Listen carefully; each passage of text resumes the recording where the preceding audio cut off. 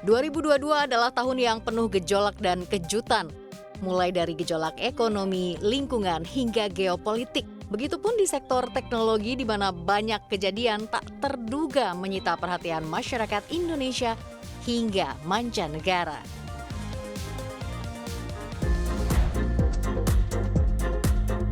Di awal tahun, masyarakat Indonesia digegerkan dengan fenomena Gozali Everyday yang menjual foto selfie dalam bentuk NFT senilai 13,3 miliar rupiah. Ya, pemuda asal Semarang itu mendadak populer lantaran hal yang dilakukannya sangat nyeleneh dan belum banyak diketahui masyarakat Indonesia. Gozali menjual foto selfie dalam bentuk NFT atau non-fungible token di OpenSea di mana terdapat 933 NFT yang semuanya merupakan foto selfie dengan nama akun Gozali Everyday.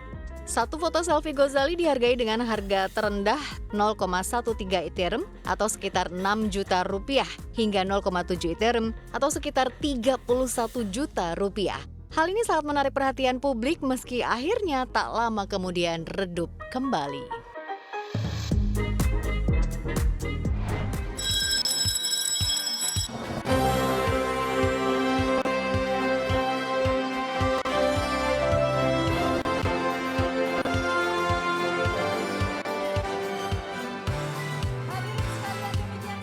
Jelang pertengahan tahun, tepatnya pada 11 April 2022, Goto atau PT Goto Gojek Tokopedia resmi mencatatkan saham di papan utama Bursa Efek Indonesia dengan kode saham GOTO.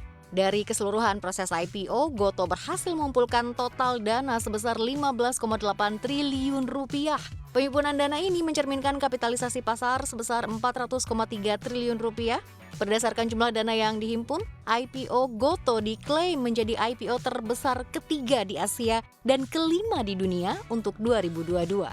IPO ini juga berhasil menarik partisipasi sekitar 300.000 investor dalam proses penawaran umum saham.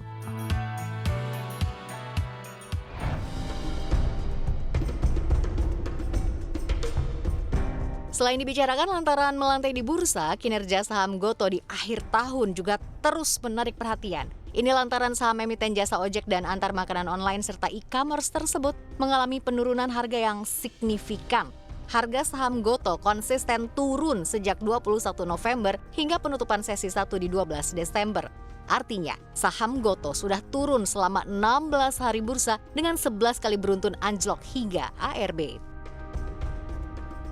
Sejak melantai pada 11 April 2022, saham Goto sudah anjlok 74,26% ke Rp87 per saham atau menjadi level terendah. Dengan kata lain, kapitalisasi pasar Goto turun drastis dari sempat 400-an triliun rupiah menjadi 103 triliun rupiah. Sentimen makro global, aksi pemutusan hubungan kerja, kinerja bottom line atau terus merugi, hingga berakhirnya periode lockup saham per 30 November lalu menjadi sentimen utama penurunan saham Goto. 3, 2, 1, silakan.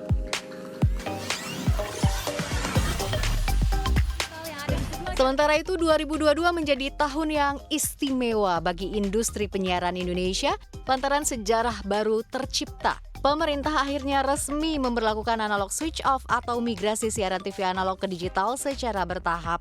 Siaran TV analog yang telah mengudara selama hampir 60 tahun di Indonesia akhirnya digantikan dengan siaran TV digital.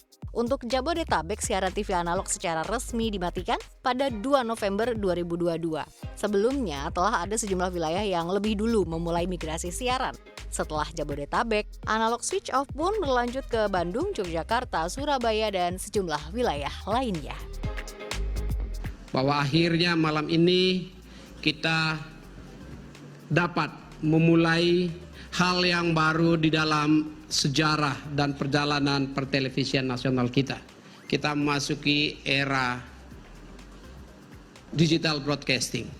Ini amanat yang diterjemahkan langsung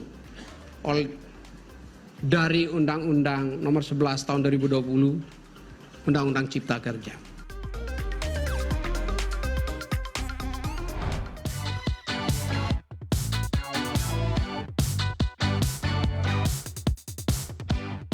Dari mancanegara, sosok Elon Musk yang akhirnya membeli Twitter terus menjadi perbincangan selama beberapa bulan.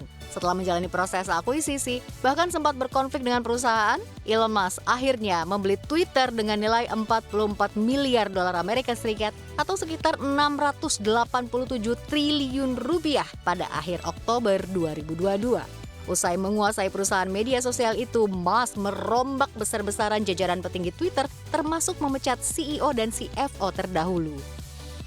Sejak itu, Elon tak berhenti membuat berita tentang gebrakan dan sejumlah perubahan besar di Twitter, mulai dari centang biru berbayar hingga penambahan jumlah karakter di Twitter. Elon menutup tahun ini dengan membuat polling di Twitter, haruskah saya mundur dari CEO Twitter? Hasil polling meminta Elon Musk mundur dan dia berjanji akan mengikutinya setelah mendapatkan orang bodoh sebagai penggantinya.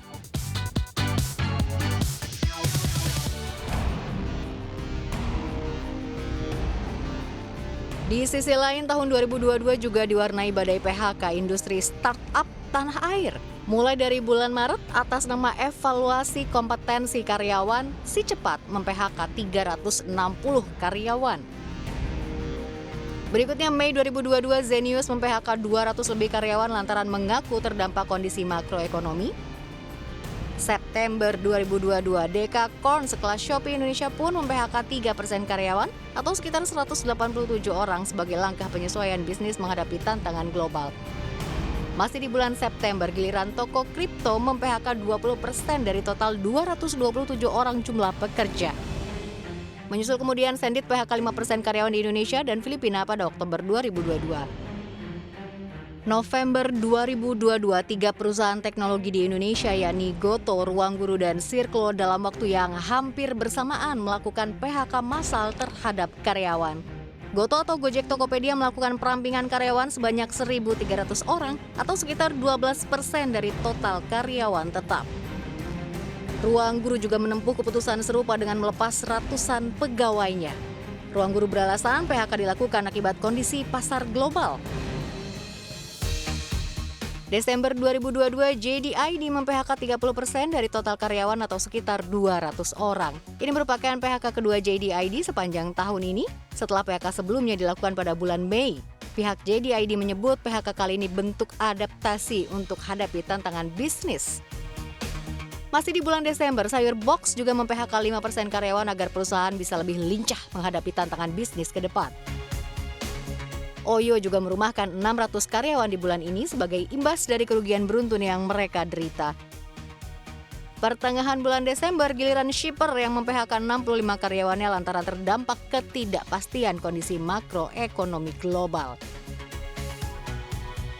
Di antara belasan startup yang merumahkan karyawan, ada pula sejumlah startup yang bahkan gulung tikar, seperti Pahamify, Beres.id, Line Today, hingga Grab Kitchen.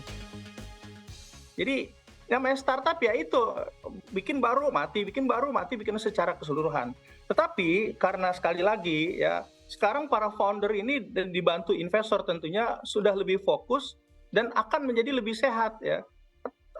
Saya katakan yang terutama yang besar-besar ya yang sudah katakanlah valuasinya serinya sudah seri B ke atas yang terpaksa melakukan tanda kutip efisiensi di bidang sumber daya manusia, tahun depannya akan lebih sehat.